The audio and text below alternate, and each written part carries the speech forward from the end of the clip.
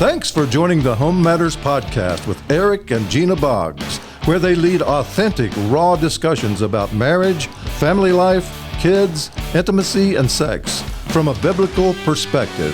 Now here's your host, Eric and Gina Boggs. Well, hello. We are back again. Podcast 50. Number 50. Good to have you with us today. Yeah. Thank you for joining us. We're excited.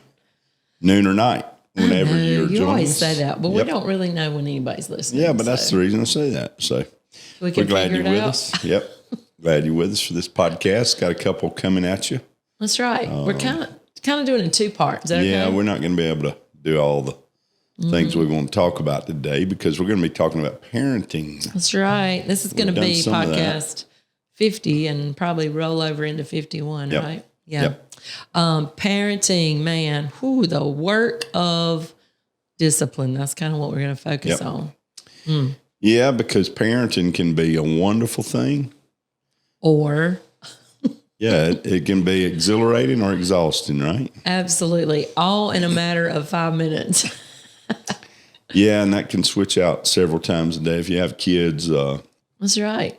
Excuse me, I didn't mean to bump your table there. That's okay. But what's your season right now? Are you exhilarating? I mean, you might be driving down the road and you're like, man, I've been a great parent this week. Or you might be riding down the road with kids in the back and they're just about to injure one another and you're ready to pull off the side of the road and put them out.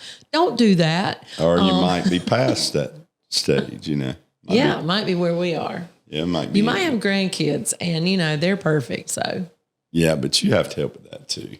Have to help raising grandkids? Yeah, I mean, I think that we can always be a help to the next generation with raising kids, especially with parenting. Yeah, it's different. Encouraging. Though, right? It's definitely different. But again, different season. You might be at that season that you're raising the perfect teenager that knows a lot more than you do. That knows everything. They know a lot more than you. And if you just get with it and be cool. If you would just listen to them, they could help you out a little bit in your parenting skills. But, ours are grown. We've got 4. That's right. And, we're at that point where we look back and we see that, we often say this, raising kids was kind of a strength for our marriage. Yeah, and don't misunderstand that because it wasn't easy and we made lots of mistakes along the way. Didn't always agree on everything, but looking at all of it, it was an experience that we think made our marriage stronger.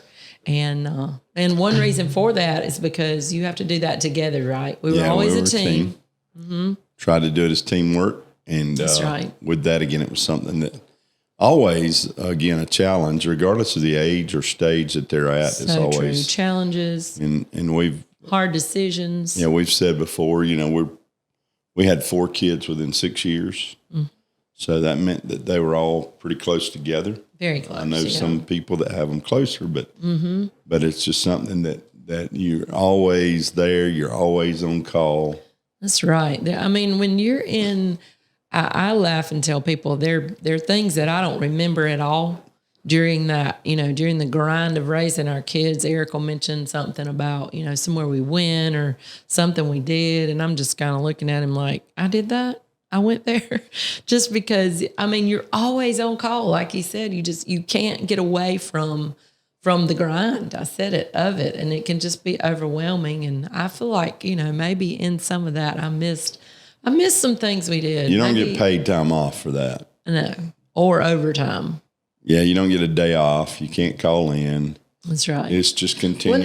Wouldn't that be interesting? Like there's this 1-800 I'm off today parenting number. Somebody else come in and do the parenting today because I'm out of here. Yeah, well, that don't happen. But nope. Again, with that, there's so much we can get into. And today, our main thing that we're going to talk about is discipline. Because again, a lot of times the whole deal with raising kids is an art. Can you say that? But it's kind of a lost art. And parenting in itself is suffering. It is. And because parenting is suffering, we don't have somebody Children to look at. Suffering. Or a lot of adults now are parenting from a model that was not exemplary or That's ideal. True. broken in their own situation. And again, we understand that. We deal and with that's that. tough. And when you haven't had that model, or maybe you were not parented yourself, and I'm sure there are probably adults listening, you say, the parental role models in my life were, non-existent, or, shallow or rough, to say the least. It makes it hard, when you have little kids dropped off that you're responsible for, Dropped off. Yeah, just kind of dropped off with you.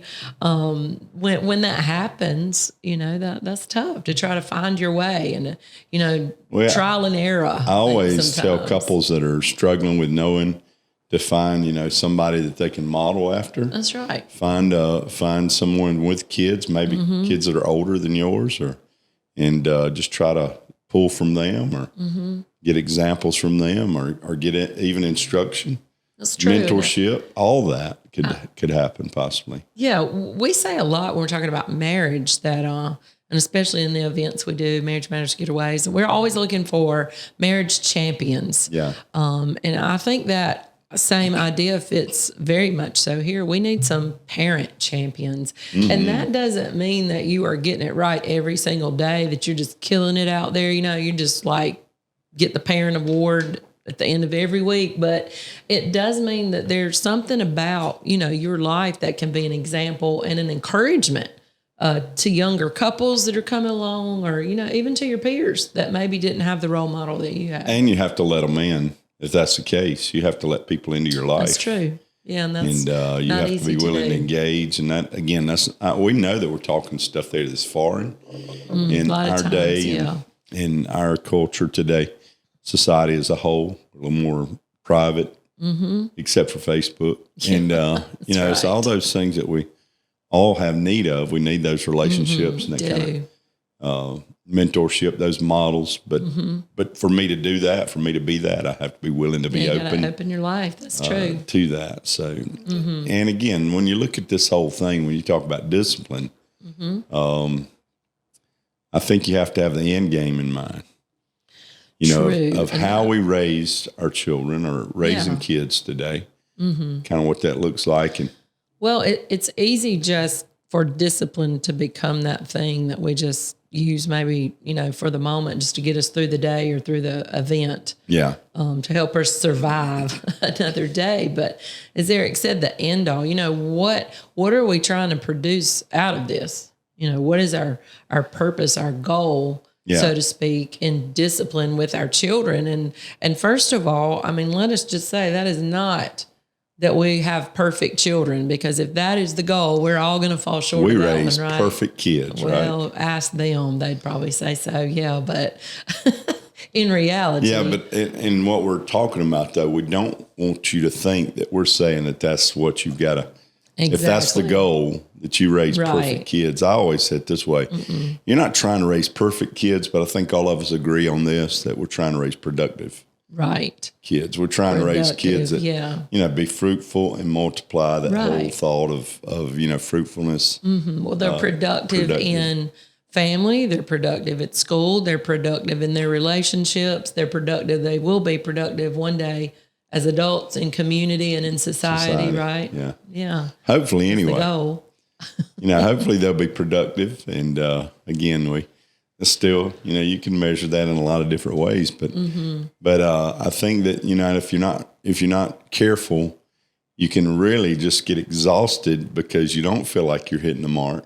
Absolutely. You feel like you're not measuring up, or you're falling beneath.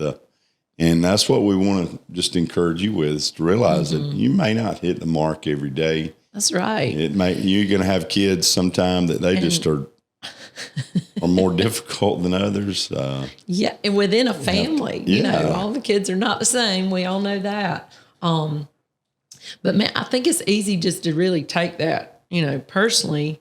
When our kids, when they make mistakes, when they're not perfect, we take that as a hit upon us or our parenting. But man, some of that is just the byproduct of growing up into adulthood, right? And into maturity. They're going to make some mistakes. Kids are crazy. Kids are kids. Yeah. That's just it. They're not adults. They're not going to. Kids out there listening to me, they think I'm accusing them. But again, kids, you know, Kid they are hater. that. We're not kid haters. I always We love say it this way: God never told the kids to act like adults. That's right. Right? He told adults to have a heart like kids. That's right. But again, we're not saying that kids have to be the complete package. That's true. And you know, in being productive, just a couple things with that. I think that means they're responsible. oh yeah, You know, that they can take some responsibility, and that doesn't have to wait until 18 years old for that to start happening. They should become responsible, you know, as a 4-year-old. So there are things that we can make them responsible for. So, you know, our goal, that's part of it, that they're responsible now and that they're responsible all the way into adulthood. yeah. And again, that they realize that personally, you know, I think one of the greatest things that's happening in our world today is there's this almost like dismissal of personal responsibility. It's true. And we are seeing the effects of that in the productiveness Of society. as a whole, in our society, in the US of A. Right. We're seeing that. I think that's one thing that has been perpetuated, that mindset that there's always somebody else, or, you know, I'm a victim of this, or, you know, but one of the things you got to do is you got to teach kids, why do we need discipline? Because they need to know that they are responsible for what they do in that little body. You know, or in that teenage body. They're responsible for that. For themselves, Yeah. For their space. Yeah. They're responsible, you know, whether that is their space in a room, their room at home, or whether that's their space within a classroom at school, their space in society. They're responsible for that. You know, they're responsible for their decisions that they make.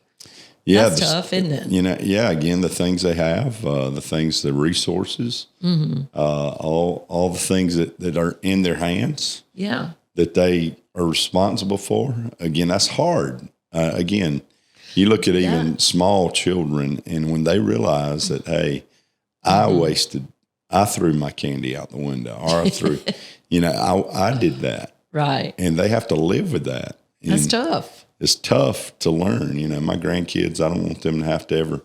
But again, if they're not responsible, my little grandson calls it the sucker. His little suck. And again, if he throws that on the ground and gets it dirty, then he loses the joy of having. That's my grandkid. That's his parents' responsibility to teach him now, not mine. It's true. Right? It's true. We'll just give him another sucker. We'll just give him another sucker. But again, that's the kind of stuff we're talking about. Right. When it comes to that, they're realizing the realization that they've got things that they have to be responsible for. Right.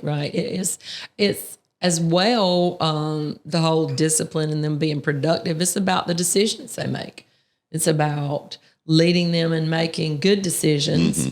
And the hard part of that is, you know, if they make a bad decision, there are consequences that go along with bad decisions, right? And a lot of times I know as parent, you know, we just want to kind of jump in there and fix that bad decision that they made. And there may be times where that's needed, but, you know, sometimes we have to learn, even at a young age, that there are consequences to bad decisions. I know adults that treat it like, you mean I'm responsible for the decision I made 2 years ago or last week?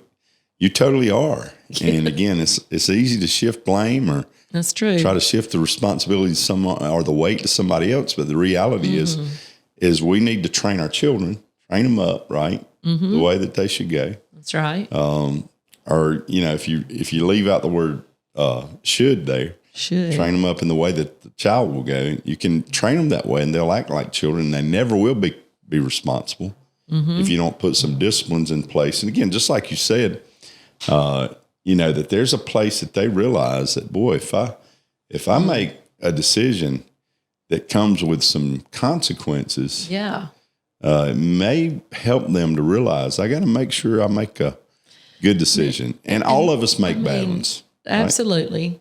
Right? And that's just a daily thing. That's the day in and the day out. I mean, you mentioned the whole thing with candy and a child, they throw it on the ground, you know, immediately we got more candy. We want to give them some more candy. And if it was an accident, okay. Sure. But if they are, even 4 years old and they purposefully throw it on the ground, maybe they don't want that color. If we provide another, that's hard though. Yeah, but That's tough. It's life. It's necessary, right? It is necessary. And It's again, necessary. Man. coming into place again, you say, what about raising productive kids? I think you have to, again, teach that responsibility, teach them about their decision making. Mm-hmm. Then I think you have to teach your kids that there's a lid. There's ultimately, there's an authority or place in their life that they've got to answer to. Wow. And, that's tough. When it comes to, You mean we're supposed to answer to somebody? yeah, we have to answer to somebody when it comes to obedience. Somebody's over me. Yeah. And again, those are the things that we're talking about with parenting, that they understand that there's a certain level. Yeah, their authorities Their authorities in their life that are over me, that I'll have to answer to. And that's tough that again. may come with mom and dad. That may be, that may even come with an older sibling. Wow, who's left in a place of responsibility. That's true. And again, it's good that our kids can learn that way. And again, even with adolescents, you have to teach them somebody's in charge. That's right. Today we live in a day again that people don't want to answer. They don't want authority over their life. That's and right. Our kids, listen, nowadays, and just kind of a pet peeve here, I hear a lot of teachers are having to answer for problem children. And I get it. I know there's some bad apples in all the bunch, but it's bad that a lot of times that teachers are having to answer when ultimately they're the ones in charge of the classroom. And just because things don't line up for little Johnny, the teacher's the one that's causing the problem. When the reality is, yes, the teacher's fault. When the reality is little Johnny don't know how to sit down and be obedient to the person who's in charge of that class. That's what I'm saying. When it comes to being productive, they better learn somewhere. That's right. That they're because authorities. Little Johnny in second grade is going to be Big Johnny working on the production line in a few years, and he can get fired. Yeah. It's more than just. Now, I worked in the public school system for like 17 years and just recently stepped away. But, man, that's so real. It's tough. It's tough because a lot of times now, teachers never wrong. Romans 13, the Bible says that these authorities are put in place for our good. That's right. And authorities always, it should be proper authorities, a good thing. We'll talk about some other things with that in just a moment, but or maybe next time, right? I don't know if we'll get to it today, but we just we have this thing with children that it's a challenge, and again, it's thrilling. We loved getting to raise a family together, and our kids. We enjoyed that time, but it wasn't always easy. No. And there were times of sleepless nights and challenges along the way. But and all that doesn't end when your kids graduate either. Let me just throw that in because, parenting doesn't have an expiration date. You don't get to retire from that. That's right. You just keep parenting as long as even in the adulthood, we still today That's true. with adult children as their parents, we have a place in their life that we believe we can add to. Yeah. And that's true. We always say this too, why do you need kids that are disciplined and have some discipline in their life? Because we want them to be pleasant to be around, right? Yeah. As kids and as adults. Yeah. We've just always kind of said it this way, raise kids that other people enjoy being around. Come on, those kids, you like this certain family, and you're like, oh, I wouldn't mind being around them if it wasn't for their wild kids. You've heard that said before. Again, that can be, you could just be stuck. You could be a fuddy-duddy. Yeah, kids, let kids be kids. That's right, let them be kids. But again, it's different than a kid just having a kid moment and a kid throwing a temper tantrum every time. Two totally different They don't get their way, and they make everybody miserable. And, that's right. It's amazing how young. Can be tough sometimes. We're out of time for today. Right. We're going to talk about it again next time. Pick right back up. That's right. See you next week. Bye-bye.